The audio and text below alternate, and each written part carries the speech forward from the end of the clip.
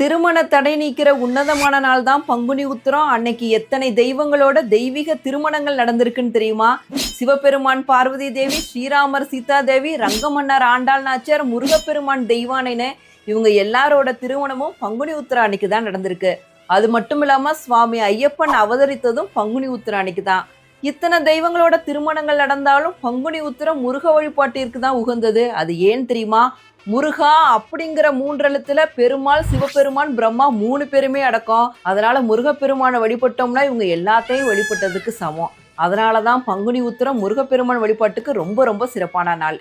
வரன் சரியா அமையணும், குழந்தை பாக்கியத்திற்காக காத்திருக்கவங்க, கணவன் மனைவிக்குள்ள நல்ல ஒற்றுமை அமையணும் அப்படின்னு நினைக்கிறவங்க பங்குனி உத்திரம் அன்னைக்கு விரதம் இருந்து முருகப்பெருமானை வழிபட்டீங்கன்னா எல்லா தடைகளும் நீங்கி சிறப்பான வாழ்க்கை அமையும்.